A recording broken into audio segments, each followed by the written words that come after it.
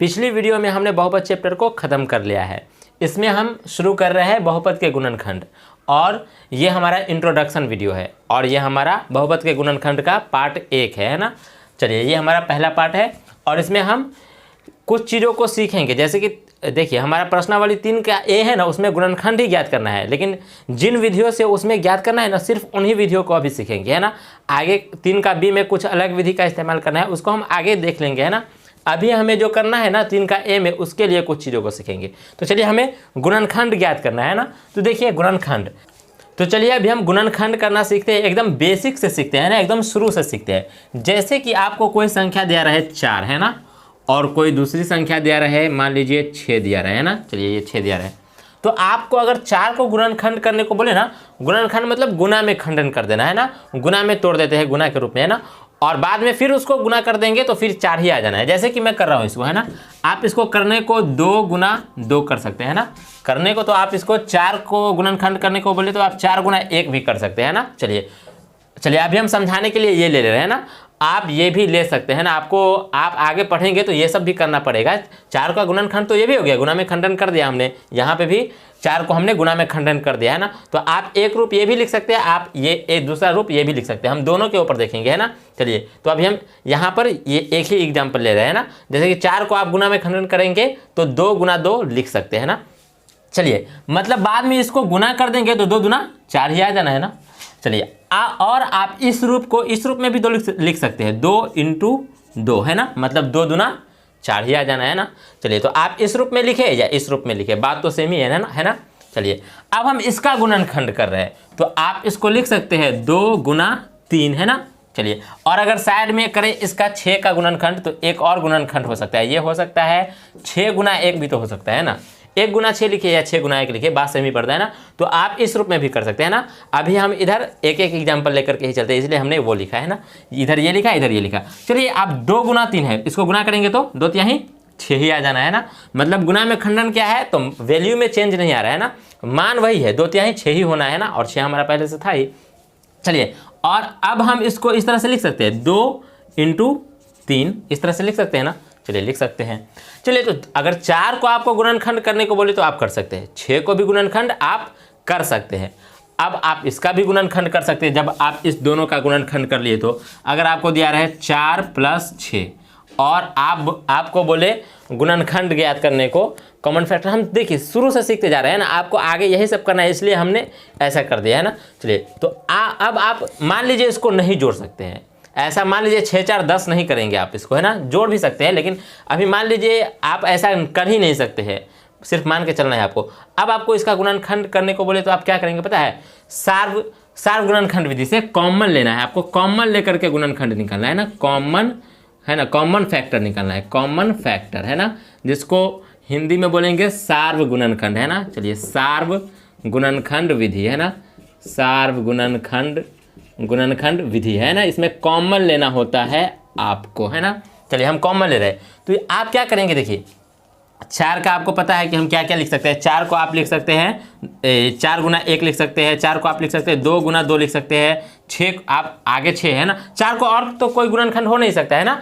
आप ये 3 गुना 1 थोड़ी लिख सकते हैं, या 3 गुना 2 थोड़ी लिख सकते हैं। 4 को नहीं लिख सकते हैं, 4 का यही हो गया, 2 ही हो गुणनखंड हो गया। एक 4 गुना 1 लिख सकते हैं, एक 2 गुना 2 लिख सकते हैं ना। चलिए, और आप 6 का लिख सकते हैं, क्या लिख सकते हैं, आप 6 गुना 1 लिख सकते हैं, और फिर जाकर के दूसरा लिख सकते हैं 2 गुना 3 लिख सकते हैं ना।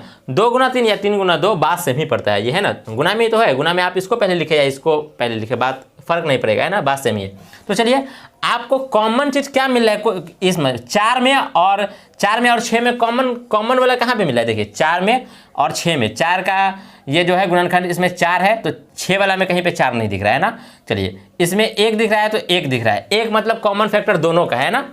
1 जो है सो 4 का भी गुणनखंड है और 6 का भी गुणनखंड है ना। और देखते हैं, अगर 1 से बड़ा भी मिल जाए तो बढ़िया रहेगा, है ना, हमारे लिए बेहतर रहेगा, है ना। हाईएस्ट कॉमन फैक्टर मिल जाए तो बेहतर है ना, जिसको हम HCF भी बोलते हैं, मतलब मौसा भी बोलते हैं ना। चलिए, तो अभी हम ये 1 ने न लेकर के अभी और भी चीज़ देख ले रहे हैं। देखिए, 4 का गुणनखंड में हमें 2 मिल रहा है, 6 के गुणनखंड में 2 मिल रहा है, 6 के गुणनखंड में 2 मिल रहा है ना, है ना। तो हमारा जो अभी हम जो कॉमन करेंगे ना, वो हम क्या करेंगे, 2 करेंगे। तो बस आपको सोचना है कि 2 के पहाड़ा में 4 आता है, 2 के पहाड़ में 6 आता है ना, दोनों मिल गया 2 के पहाड़ा में, तो हम क्या करेंगे, 2 कॉमन ले लेंगे, है ना। चलिए, तो यहाँ पर हम 2 कॉमन ले लेंगे तो अंदर क्या क्या बच जाएगा। देखिए ये हमारा इसमें से 2 कॉमन ले लिए तो हमारा 2 बच गया, बाद में गुना करेंगे तो 2 दूना 4 ही हो जाएगा। फिर यहाँ पे प्लस है तो प्लस दे देंगे, है ना, प्लस प्लस प्लस ही हो जाना है वितरण नियम से। फिर हम देखिए जैसे आप 2 दूना 4 कर लेते थे ना, इसको भी आप उस रूप में बदल लेंगे, है ना। अभी चलिए पहले हम कर ले रहे हैं इसमें। जैसे देखिए ये इसमें से 4 में से 2 ले लिया हो बाहर तो अंदर क्या बच गया 2, फिर 2 दूना 4 ही हो जाना है। यहाँ पे देखिए प्लस है तो प्लस, और यहाँ पे 6 में से 2 बाहर ले लिया हो तो यहाँ पे क्या बच गया 3 बच गया, है ना। 2 तिहाई 6 हो जाएगा, 2 तिहाई 6 हो जाएगा ना, हो जाएगा, है ना। चलिए अब आप इसको ना इस रूप में बदलना है तो फिर से गुना कर दीजिए वितरण नियम से, है ना। वितरण नियम से गुना करेंगे ना, इसको इससे फिर इसको इससे, तो गुना कीजिए तो ये हो जाएगा 2 दूना 4 हो जाएगा, और प्लस प्लस प्लस और 2 तिहाई 6 हो जाएगा। 4 + 6 ही आ गया ना आपका। मतलब आप इस तरह से गुणनखंड कर सकते हैं ना। और अगर आपको ये दिया रहा है 4 + 6 न दे करके आपको 8 + 12 दिया है ना। चलिए ये दिया रहा है तो आप क्या करेंगे, इसका देखेंगे आपको इसको कॉमन क्या, इसमें कॉमन क्या क्या मिला है। देखिए 2 के पढ़ा में ये आ रहा है, 2 के पढ़ा में ये भी आ रहा है, तो आप 2 भी कॉमन कर सकते हैं ना। लेकिन आप चेक कर लेंगे तो क्या बिगड़ेगा, अगर आप 2 से बड़ा चेक कर लीजिए। 3 के पढ़ा में ये नहीं आएगा, ये तो आ जाएगा लेकिन ये नहीं आ रहा है, तो फिर 3 आप कॉमन नहीं कर सकते, है ना। आप क्या करिए 4 को चेक कर लीजिए, 4 के पढ़ा में ये आएगा और साथ में ये भी आ जाएगा, है ना। तो आप क्या करेंगे 4 ही कॉमन ले लेंगे, क्योंकि 4 से बड़ा आपको भी दिख रहा होगा कि 4 से बड़ा कोई आएगा नहीं, है ना। आप चेक करके देख सकते हैं 5 तो 5 के पढ़ा में ये नहीं आएगा, है ना, ये भी नहीं आएगा। 6 के पढ़ा में ये नहीं आएगा, ये आएगा, है ना। इस तरह से मतलब 8 के पढ़ा में ये आएगा तो फिर ये नहीं आएगा, है ना। मतलब हमारा सबसे बड़ा क्या मिल गया 4 मिल गया, जो हम कॉमन कर सकते हैं यहाँ पे, है ना। मतलब 4 इसमें से भी निकाल सकता हूँ, इसमें से भी निकाल सकता हूँ। निकाल लीजिए आप, 4 इसमें से निकाल लेंगे क्या हो जाएगा, देखिए 4 इसमें से निकालिए, यहाँ पे 2 बच जाएगा ना, 4 दूना 8 ही हो जाएगा, है ना।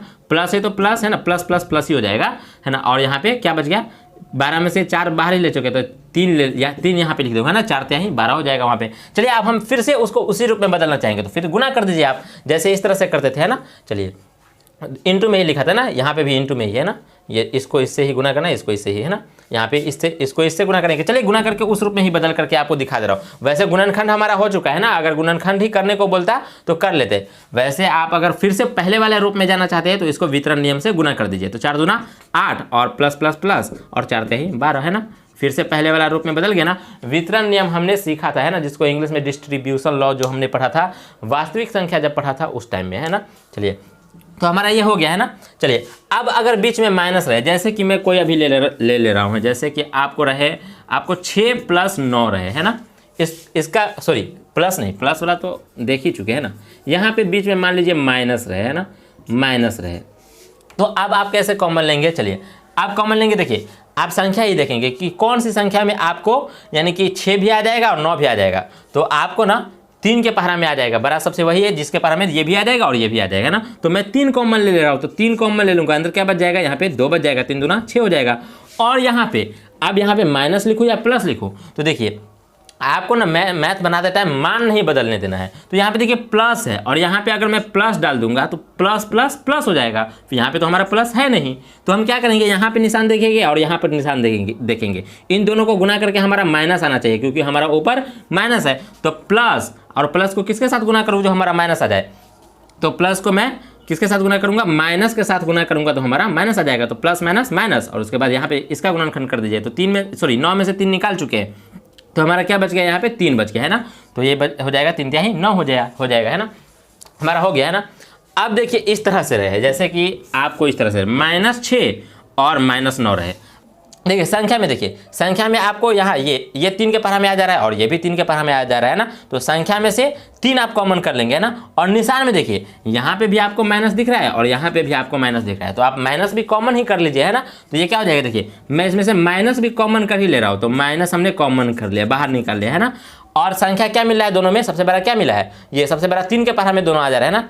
3 दूना 6 और 3 जाए ना, 3 मिल जाए ना, बाहर कर सकते हैं ना। तो 3 आप इसमें से कॉमन कर लीजिए, क्या हो जाएगा, यहाँ पे हो जाएगा 3 मैंने बाहर निकाल लिया, है ना। चलिए हो गया, हमने -3 को बाहर निकाल लिया। अब हमारा अंदर क्या क्या बचा, अब हम देखते हैं। तो देखिए हमारा अंदर क्या क्या बचा, अब हमारा अंदर बचा यहाँ पे ये बच गया हमारा, देखिए आप माइनस बाहर ही निकाल चुके, तो माइनस माइनस यहाँ पे प्लस हो जाएगा, है ना। तो आप यहाँ पे प्लस ही रहने दीजिए, माइनस प्लस माइनस हो जाएगा, है ना, माइनस प्लस माइनस हो जाएगा, इसलिए हम यहाँ पे ये प्लस में ही रहने देते हैं और यहाँ पे 2 लिख देते हैं। तो ये देखिए सेम सेम हो जाएगा ना, वैल्यू चेंज नहीं होगा, वैसे हमें अभी दिखा दे रहे हैं ना। और यहाँ पे देखिए आप कौन सा निशान रखेंगे आगे, देखिए minus plus minus plus minus हो जाएगा और ये 3 तिहाई 9 हो जाएगा इस तरह से, है ना। इस तरह से आप फैक्टर निकालेंगे, है ना। तो आपका ये क्या हो जाएगा, आप इसको अगर फिर से पहले वाले रूप में जाने देना चाहते हैं तो जाने दे सकते हैं, ये गुना कर दीजिए वही रूप में हो जाएगा। ये माइनस प्लस माइनस और 3 दूना 6, उसके बाद माइनस प्लस माइनस और 3 तिहाई 9, चला गया ना पहले वाला रूप में ही। अब हम देखते हैं इस सब का गुणनखंड क्या हुआ है। देखिए अब मैं इस सबको जो बाद में फिर से उसी रूप में बदल दिया हूँ गुना करके, उस सबको मैं मिटा दे रहा हूँ, है ना। जैसे कि इस सबको मिटा दे रहा हूँ, है ना, और हमारा गुणनखंड क्या क्या हुआ वो हम दिखा दे रहे हैं ना। चलिए पहले मैं मिटा ले रहा हूँ ढंग से। तो चलिए अभी हम देख लेते हैं। देखिए 4 + 6 का ना एक गुणनखंड 2 हो गया और दूसरा गुणनखंड जो हुआ वो हो गया 2 + 3, है ना। तो हमें यहाँ पे 2 गुणनखंड मिल गया। ये 4 + 6 का एक गुणनखंड ये हो गया और दूसरा गुणनखंड ये हो गया। जैसे कि 4 का गुणनखंड एक गुणनखंड ये था और दूसरा गुणनखंड ये हो गया। 6 का पहला गुणनखंड ये था और दूसरा गुणनखंड ये हो गया, है ना। उसी तरह से हमारा यहाँ पे इसका गुणनखंड क्या क्या मिल गया, एक बाहर वाला और ये दूसरा अंदर वाला, है ना। ये 2 मिल गया और दूसरा गुणनखंड हमारा यहाँ तक, है ना, ये हमारा हो गया। पहला गुणनखंड ये हो गया, पहला इसको बोलिए पहला इसको बोलिए, है ना, पहला इसको बोलेंगे दूसरा ये हो गया, दूसरा इसको बोलेंगे तो पहला ये हो गया। चलिए जो भी, है ना। और यहाँ पे इसका गुणनखंड क्या हो गया हमारा, एक गुणनखंड तो 4 हो गया, दूसरा गुणनखंड हमारा क्या मिल गया 2 + 3, है ना, 2 + 3। आप 2 और 3 अलग अलग नहीं कहेंगे, है ना। ये एक गुणनखंड 2 + 3 हुआ और दूसरा गुणनखंड आपका 4 हुआ, है ना।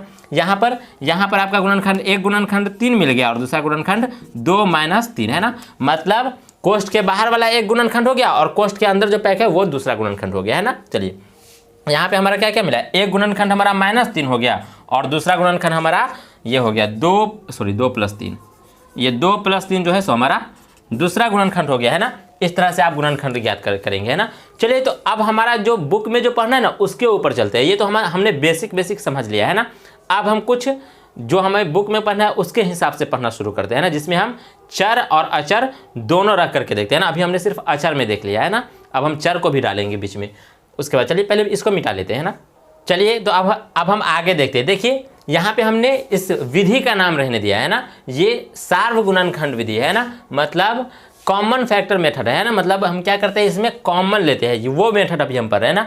बाकी हम सर्वसमीका से जो पढ़ेंगे ना वो आगे हम सीखेंगे। सर्वसमीका से भी आप गुणनखंड निकाल सकते हैं, तो वो हम आगे सीखेंगे, पहले इसको सीखने के बाद, है ना। तो चलिए अभी हम कॉमन करके जो गुणनखंड बनाते हैं वो हम सीख ले रहे हैं ना, वो जो कि हमने सीखा भी है। कुछ चीज़ हमने बेसिक वाला सीखा भी है, आगे हम सीख लेते हैं। जैसे कि अगर आपको दिया रहे ये 4x² हमने ये चर भी डाल दिया और अचर भी, है ना।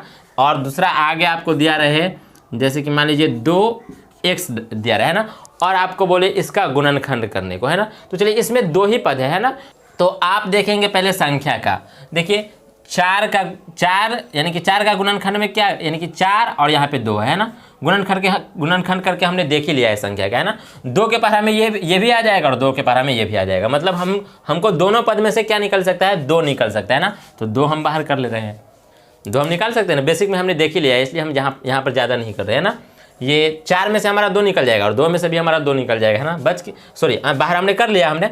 और प्लस देखिए दोनों जगह प्लस था, इसलिए हमने प्लस ही रहने दिया, है ना। चलिए अब हम आगे देखते हैं। देखिए अब हमें इसमें x मिल रहा है ना, ये x जो है ना x² है। मतलब x² का मतलब क्या होता है, x गुना x होता है ना। x² का मतलब x अपने आप से ही गुना हुआ है, यही ना। तो x अपने आप से ही गुना हुआ है, मतलब ये इसमें 2x है ना, 4 गुना हुआ है x से, उसके बाद एक और x से। तो 4 में से तो हमने 2 निकाल लिया और इस 2x में से एक x नहीं निकाल सकते हैं। हम x भी तो निकाल सकते हैं, लेकिन हम देखेंगे आगे भी हमें x मिल रहा है या नहीं। तो दूसरा पद में भी हमें एक x मिल रहा है, तो हम क्या करेंगे, यहाँ पर इसमें से हम एक x निकाल लेंगे। और क्योंकि हमें यहाँ पर भी x मिल रहा है ना, उसमें नहीं मिलता तो हम x कॉमन नहीं लेते, है ना। कॉमन मतलब दोनों में जो हो, मतलब सभी पद में वर्तमान हो, मौजूद हो, है ना। तो हम क्या करेंगे वो हो, है ना। तो हमारा क्या मिल गया, x मिल गया यहाँ पे, और यहाँ पर भी अगर 2x इसमें भी मिल जाता तो हम दोनों x कॉमन ले लेते हैं, है ना। लेकिन इसमें एक ही x मिला है और इसमें 2x मिला है, तो हम क्या करेंगे, जो अधिकतम वही मतलब मासा जो हम कहते हैं ना, मतलब अधिकतम जिस जो दोनों में आ जाए, है ना। तो देखिए अधिकतम इसमें तो 2 है, अधिकतम इसमें 1 ही है, तो हम क्या करेंगे 1 ही लेंगे, है ना। क्योंकि देखिए अगर हम 2 लेंगे तो फिर यहाँ पे 2 कहाँ से ले पाएंगे, नहीं ना ले पाएंगे। तो तब हम क्या करते हैं, इसमें से ये सॉरी दोनों में से हम क्या करते हैं, सिर्फ एक ही एक्स बाहर निकाल ले रहे हैं ना, एक ही एक्स कॉमन ले रहे हैं। तो हम ये क्या करेंगे, एक्स हमने बाहर निकाल लिया, एक्स हमने बाहर निकाल लिया। तो हमने बाहर क्या निकाला, कॉमन क्या ले लिया, 2x, क्योंकि 2x हमें दोनों में मिल गया है। अंदर देख लेते हैं हमारा क्या क्या बच गया। देखिए अंदर हमारा बच गया, देखिए 4 में से हम 2 बाहर निकाल ही चुके हैं, तो हमारा 2 बच गया, प्लस प्लस प्लस ही हो जाएगा, है ना। चलिए तो हमने ये 4 में से 2 बाहर निकाले थे, तो अंदर 2 बच गया, है ना, 2 दूना 4 हो जाएगा। अब देखिए एक्स स्क्वायर में से हमने x बाहर ही निकाल लिया है, एक्स स्क्वायर मतलब x गुना x, है ना। तो x गुना x में से हमने एक x बाहर ही निकाल लिया है, तो हमारा एक ही x ना बचा, एक ही x बच गया हमारा। उसके बाद देखिए प्लस प्लस प्लस हो जाएगा, तो प्लस ही हम यहाँ पे डाल दे रहे हैं ना। और देखिए यहाँ पे 2x था और 2x हमने बाहर ही निकाल लिया है, तो हमारा बचा क्या, अंदर क्या बचा, 1 बचा, 0 नहीं, है ना, हमारा 1 बचा। इसको गुना करेंगे 1 से तो ये हो जाएगा, है ना, हमारा ये हो जाएगा, है ना, 1 बचा। आप 0 कैसे, 0 से गुना करेंगे तो आप 0 हो जाएगा ना, तो हमारा क्या बच गया, 1 बच गया।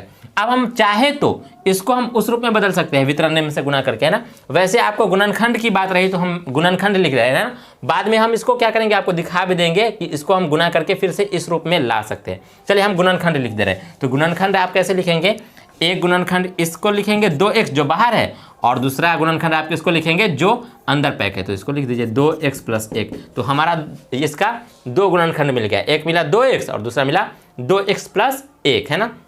चलिए अब हमको क्या करना है, इसको आपको उस रूप में बदल करके दिखा देना है ना। तो चलिए बदल करके दिखा दो, 2x और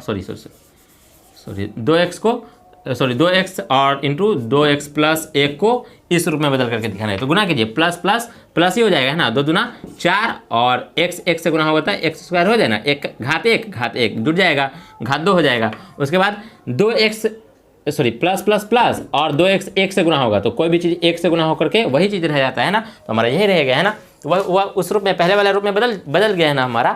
तो चलिए हमने ये देख लिया, है ना, हमने गुणनखंड करना देख लिया। अब हम देख लेते हैं जब 2 से अधिक पद रहे तब हम कैसे गुणनखंड करेंगे, है ना। चलिए इसको मिटा देते हैं। देखिए 2 से अधिक पद वाले को बाद में देखेंगे, पहले अगर आपको इसी तरह से दिया रहे, जैसे कि आपको दिया रहे 4x² + 3x, है ना। अब आप इसमें से इसका गुणनखंड कैसे निकालेंगे, है ना, इसका फैक्टर कैसे करेंगे। तो देखिए आप देखिए इसमें ये कॉमन निकले, तो ये 4 आएगा, क्या चीज़ के पर हमें आ सकता है, 1 के पर हमें आ सकता है, 2 के पर हमें आ सकता है और 4 के पर हमें आ सकता है। 1 के पर हमें 2 के पर हमें और 4 के पर हमें, 1 के पर हमें, 2 के पर हमें और 4 के पर हमें, और 3 किस चीज़ के पर हमें आएगा, 1 के पर हमें आएगा और अपने आप, यानी कि 3 के पर हमें आएगा। तो इस दोनों में कॉमन क्या मिला है, 1 ही मिल रहा है ना। मतलब आप इसमें से क्या निकाल सकते हैं, दिख रहा है इधर, हाँ दिख रहा है ना। आप इस दोनों में से 4 किसके पर हमें आता है, 1 के पर हमें आता है, 2 के पर हमें आता है, 4 के पर हमें आता है, 3 आता है, 1 के पर हमें आता है और 3 के पर हमें आता है। तो इस दोनों में आपको कॉमन क्या चीज़ मिल रहा है, सबसे बड़ा कॉमन आपको 1 ही मिल रहा है, मतलब आप 1 ही कॉमन कर सकते हैं ना। तो चलिए 1 लिखा नहीं जाता वैसे, 4 अगर आपको कॉमन मिल रहा है बाहर से, तो अंदर से अगर आपको 4 मिल रहा है तो आप 1x थोड़ी लिखते हैं, 1x नहीं लिख करके आप सिर्फ x लिख देते हैं ना। तो चलिए आप लिखेंगे तो लिख दीजिए, 1 लिख दिया, है ना। हमारा क्या कॉमन हो गया, 1 कॉमन हो गया संख्या में से।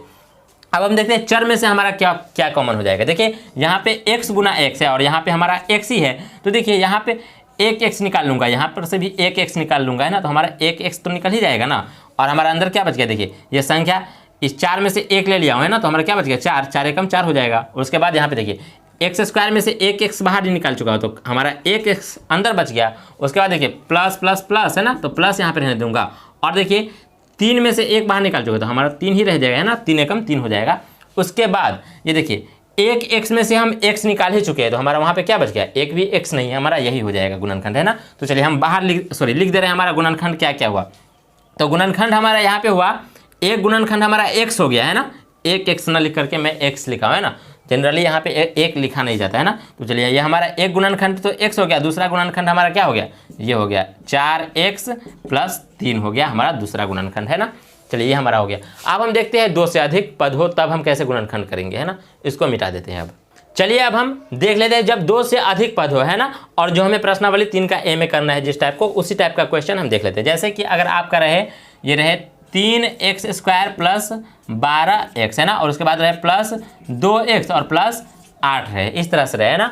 और आप इसका गुणनखंड कैसे करेंगे, तो देखिए 2 से अधिक पद हो गया तो आप क्या करेंगे, 2 का समूह बना सकते हैं ना। देखिए यहाँ पे मैं इसका और इसका समूह बना दे रहा हूँ, है ना, और इसका समूह बना दूंगा, है ना। तो चलिए अब हम ये ले रहे हैं ना, कॉमन लेना शुरू करें। देखिए हमारा एक ग्रुप इस दोनों का हो गया और दूसरा ग्रुप इस दोनों का हो गया। तो चलिए हम इस दोनों में देखते हैं ना, तो इस दोनों में हमें कॉमन क्या मिला है, देखिए 3 के पारा में 3 आ ही जाएगा और 12 भी 3 के पारा में आ ही जाता है ना, तो हम 3 जो है ना कॉमन ले सकते हैं। उसके बाद देखिए यहाँ पे एक्स स्क्वायर है, मतलब x गुना x हो गया, है ना, और यहाँ पे x है, तो देखिए इसमें से एक x तो मिल ही जाएगा और इसमें से भी 2x है तो एक x बाहर निकाल लूँगा, है ना, तो कॉमन हमें x मिल गया, है ना। चलिए अब हम अंदर देखते हैं क्या क्या बच गया। देखिए 3x स्क्वायर में से हमने 3x बाहर निकाल लिया तो हमारा क्या बच गया, x स्क्वायर में का x बच गया, है ना।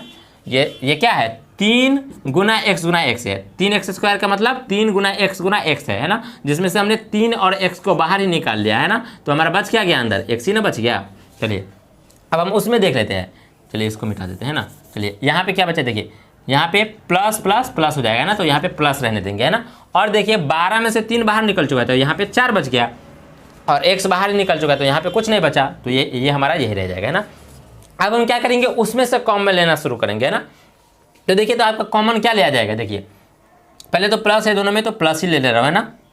उसके बाद देखिए ये 2 मिला, है ना, 2 इसमें भी 2 के पारा में 2 आ जाएगा और 8 भी 2 के पारा में आ जाएगा, मतलब 2 कॉमन ले सकता हूँ, है ना। तो अंदर हमारा क्या क्या बच जाएगा, यहाँ पे x बच जाएगा, है ना, और यहाँ पे क्या बच जाएगा, प्लस में हमारा बच जाएगा 4 बच जाएगा, है ना, ये हमारा बच जाएगा। अब हम देखते हैं अब हमारा क्या आ जाएगा। देखिए ये बाहर वाला जो है ना उस सबको एक साथ लिखिए, तो बाहर में आपका क्या क्या है, ये देखिए 3x और प्लस 2 जो है ना सो आपका बाहर है, तो 3x प्लस 2 आप लिखेंगे और इसको घेर देंगे, है ना। ये आपका एक गुणनखंड ये हो गया। और दूसरा यहाँ दोनों पे ना आपको ध्यान देना होता है कि आप इस दोनों को सेम ही रखें, है ना। तो चलिए दूसरा गुणनखंड आप इस दोनों में से कोई एक लिख दीजिए, दोनों तो बराबर ही है ना, तो क्या हो जाएगा, अंदर वाला x प्लस 4 हो जाएगा ना। एक इस दोनों को जोड़ देते हैं जो बाहर होता है ना, यानी कि प्लस में हो तो प्लस में, माइनस में हो तो माइनस में, है ना, इस दोनों को एक साथ इकट्ठा कर देते हैं। और दूसरा क्या करते हैं, ये अंदर जो होता है उसको हम एक लिख देते हैं ना, ये एक गुणनखंड ये हो जाता है ना। तो ये हमारा हो गया। अब हम देख लेते हैं सर्वसमीका से गुणनखंड ज्ञात करना, है ना। चलिए अब हम इसको मिटा करके देखते हैं सर्वसमीका से गुणनखंड ज्ञात करना, और सभी सर्वसमीका को प्रूव भी कर देंगे। सार्व गुणनखंड विधि हो गया, है ना, जिसमें हम सिर्फ कॉमन लेते हैं ना, कॉमन ही लेना है आपको।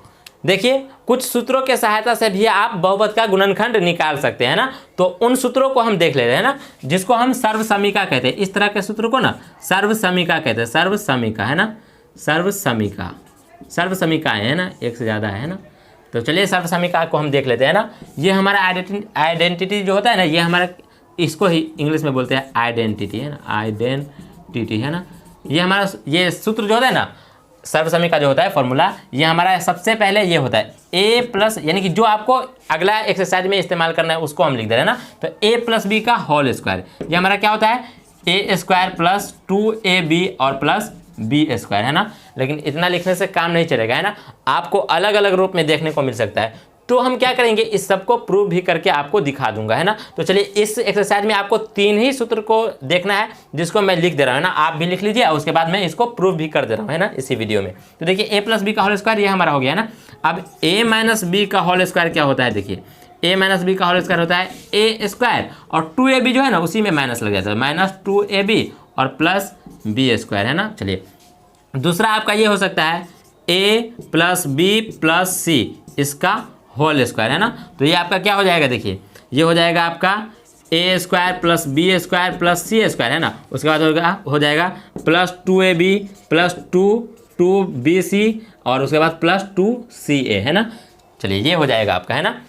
चलिए इसको भी आप अगर चाहे तो इस तरह से लिख सकते हैं ना, a स्क्वायर और b स्क्वायर को एक साथ, जैसे कि a square b square c square को एक साथ लिख दिया है ना, उसके बाद 2ab 2bc 2ca एक साथ लिख दिया हूँ, उस इस सब को भी एक साथ लिख सकते थे, a स्क्वायर और b स्क्वायर को एक साथ लिख देते और प्लस 2ab बाद में लिख देते, जैसे कि a square plus b square और प्लस 2ab जोड़ में ही तो है ना, जोड़ में ही ये तो है। आप इस तरह से भी लिख सकते थे, आप इसको भी लिख सकते थे a स्क्वायर और प्लस b स्क्वायर और 2ab जो है ना उसमें माइनस है तो माइनस 2ab, है ना, इस तरह से लिख सकते थे।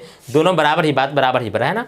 चलिए अब आपको इसमें ये भी तो हो सकता है कि अगर आपको a और इसमें माइनस दिया रहा है ना, जैसे कि मैं b में ही माइनस मान ले रहा हूँ, b में माइनस लगा और प्लस c प्लस में ही हो, तब आपका क्या हो जाएगा, देखिए तब आपका ये हो जाएगा, स्क्वायर भी तो लगा हुआ है ना, a माइनस बी प्लस सी का होल स्क्वायर, तब आपका क्या हो जाएगा सूत्र, आपका हो जाएगा A square plus B square plus C square, उसके बाद हो जाएगा माइनस में 2ab है ना, उसके बाद माइनस में 2bc है ना, और उसके बाद प्लस में 2ca।